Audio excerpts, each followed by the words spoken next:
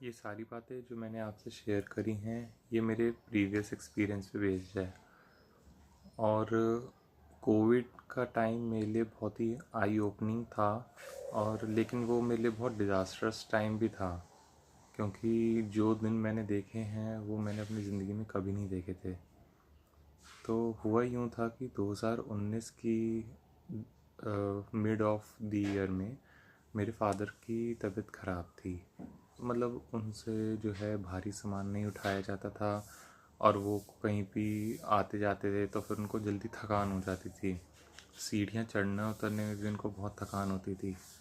तो इस कारण से वो अपनी ही चॉइस से डॉक्टर को दिखाने गए थे, जहाँ पे डॉक्टर ने उनको जो है पतला करने की दवाई और जो है काफ़ी सारी ऐसी दवाइयाँ दी थी जिससे कि मतलब मल्टीविटामिन्स वगैरह, जिससे कि उनकी डेली लाइफ में कुछ पॉजिटिव इफ़ेक्ट आए।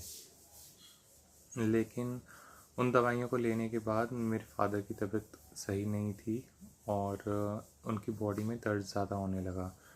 उन मल्टीविटामिन की मेडिसिन में कैल्शियम की मेडिसिन भी थी, और इस कारण से जो है वो दूसरे डॉक्टर के पास गए तो डॉक्टर ने उनको ये बताया कि वो पेन किलर लें। तो हुआ यूँ था कि मेरे फादर के 2-3 एक्सीडेंट हो चुके थे अब तक, जिसमें एक बार उनके पैर में फ्रैक्चर आया था, एक बार उनकी पसली में फ्रैक्चर आया था, जिस कारण से उनको मतलब विटामिन्स और मतलब वीकनेस लगती थी, और वो जब उनको लगती थी तो वही मेडिसिन्स डॉक्टर से पूछ के लिया करते थे। लेकिन हमें इस बारे में कुछ भी नहीं पता था। मतलब हम न्यूक्लियर फैमिली में रहते हैं। मैं, मेरी मदर हैं अब, और मेरी सिस्टर भी थी, और मेरे फादर।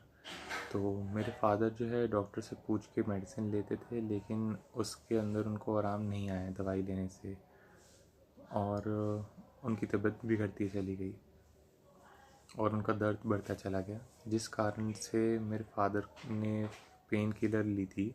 लेकिन पेन किलर के कोर्स के कुछ टाइम में ही उनकी तबीयत ज़्यादा ख़राब रहने लगी और उनको वॉमिटिंग रहने लगी, और उनकी किडनीज़ पे भी इफ़ेक्ट आया, और डायग्नोसिस में ये आया कि उनको रूमेटॉइड आर्थराइटिस है, जो कि आज की डेट में एक काइंड ऑफ ट्रीटेबल डिज़ीज़ है। But yes, it is a long term disease which takes time to heal and recover and to become normal.